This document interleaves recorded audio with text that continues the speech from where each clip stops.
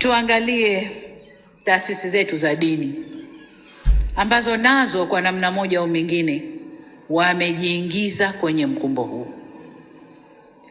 Hapa unajua, unapokuwa kiongozi lazima ukubali wakati fulani kukosa umaarufu, lazima ukubali. Na kama kukosa umaarufu kipindi hiki kuelekea kampeni, kuelekea uchaguzi na baada ya uchaguzi, utaondoka tu. Lakini uondoke, turekebishe, tuseme kweli. Taasisi zetu za dini, tunasema Tanzania haina dini, si ndio? Lakini watu wetu wa Tanzania tuna dini. Na tuna dini za madhehebu mbalimbali. Tuna dini kuu sijui 4 sijui 5. Tuna Wakristo, tuna Waislamu, tuna Mabaniani, tuna mamonki wale sijui Buddha na wengine ambazo ziko huko zinafanywa. Lakini kubwa ni hizo 4 au 5. Na hizi 4 au 5 zina madhehebu mbalimbali. Kwa Waislamu kuna Sunni, kuna Ibadhi, kuna Bohora, kuna Suminani, kuna mambo mengi tupo. Lakini na Wakristo na wenyewe wana madhehebu yao tofauti tofauti. Kikatiba na sheria za nchi, hakuna madhehebu hata moja ya dini yoyote imepewa uwezo kikatiba na kisheria kutoa matamko ya kuoverride madhehebu mengine yote ya dini. Hakuna. Hakuna. Wasitokeze watu wakajibebesha hilo. Siku zote nasema Tanzania hii haina mwenyewe, wenyewe ni sote. Hakuna mwenye certificate anaweza kusema Tanzania ni yangu na itaongozwa ninavyotaka mimi. Hakuna. Tuna sheria zetu, tuna katiba yetu. Tumeamua kwa democratic country, tutaendesha demokrasia yetu kwa njia tulizokubaliana. Lakini viongozi wa dini, msijivishe majoho ya kwamba nyinyi ndio mnaweza kuoverrun nchi hii. Hakuna. Hakuna. Tutakwenda kwa katiba na sheria ya nchi hii. Hatutaendeshwa na madhehebu yoyote ya dini. Madhehebu ya dini na wafuasi wao. Ubora wa dini uko mioyoni kwetu. Wale wanaoamini ndio wanajua ubora wa dini yao. Hakuna overriding hapa, kwamba mimi dini yangu ndio ita override Tanzania na tamko nikilitoa ndio hilo hilo, na hata wenyewe wanatofautiana. Mimi toka nimekaa matamko 8 yametolewa na teke 8.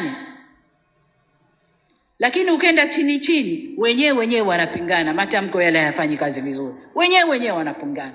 Kwa sababu waliosimama kwenye mstari wa haki wanaona ile ni batili inayofanyika. Kwa hiyo waliosimama kwenye mstari wa haki hawaungani nao, wanaona ni batili iliyofanyika. Kwa niseme kwamba Tanzania yetu ni nchi ya umoja, nchi ya ushikamano, amani na utulivu ndio ngao zetu.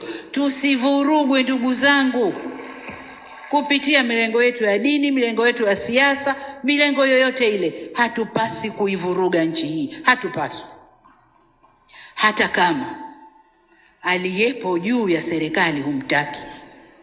Kuna muda, this is a democratic country. Huyu mtu ataendesha mpaka wakati huu, kafanya makosa, semeni makosa yake. Kosa la serikali ya awamu ya 6 kueneza huduma bora za afya Tanzania, hilo kosa letu. Kosa letu kueneza huduma bora, mashule mazuri mpaka kule vijiji, hilo kosa letu. Kosa letu kukuza uchumi wa Tanzania ukakuwa mpaka tukasifiwa duniani, hilo kosa letu. Kosa letu ni kufanya Tanzania iwe nchi ya salama, ikalike na watu wafurahi, hilo ndo kosa letu. Kosa letu ni nini? Kama mtu hampendi anayeongoza, tustahamili tu. Mioyo yote imeumbwa na stahamili. Demokrasia ipo. Ataongoza, ataondoka. Kwani wote walioongoza kutoka mwanzo mpaka leo awamu ya 6, wote walipendwa na kila mtu?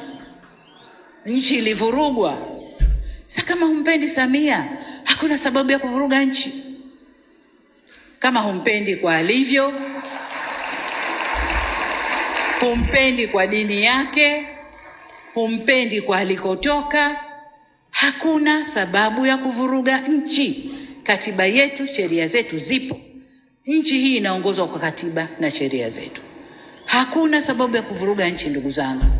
Kwa hiyo niwaombe sana, zile sumu zinazotiwa huko, mnapotiwa sumu tumieni akili zenu. Najua hakuna eneo baya la kumpata mtu kama dini. Unapomkamata mtu kwenye dini na ukamlisha ubaya wa mtu kwenye dini, unajenga chuki ya ndani ya moyo kuliko wanasiasa. Wanasiasa wakimharibu mtu, wanamharibu mtu kichwani. Kichwa hakiweki. Akija mwingine na zuri, ile baya litaondoka, zuri litaingia. Lakini ndani ya moyo likiingia, limeingia. Kwa viongozi wetu wa dini, kaeni kwenye mstari wenu. Dini zetu zote zinasema kila mamlaka imeletwa na Mungu. Kila mamlaka imeletwa na Mungu. Iwe kwenye mamlaka kuna mwanamke, iwe kwenye mamlaka kuna mwanamume, kila mamlaka imeletwa na Mungu. Na sababu ya Mungu kuleta mamlaka hayo, hakuna anayejua duniani. Hakuna. Mungu peke yake ndo alikuwa anajua. Kwa nini Samia leo yuko hapa? Kwa hiyo niwaombe sana viongozi wa dini, tuvae majoho. Yale majoho yetu yaoneshe sura halisi. Hakuna kitabu chochote cha dini kimesema tutazitumia dini zetu kuvuruga nchi zetu. Hakuna. Ni utashi binafsi wa watu kwa ubaya wa nafsi zao. Kwa msivae majoho ya dini mkatengeneza utashi wenu binafsi kwa kupitia vivuli vya dini. Niwaombe sana viongozi wa dini, tusimame, tusivuruge nchi yetu.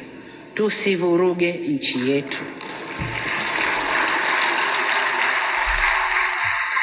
Kama kuna lolote, njia sahihi za mazungumzo zipo.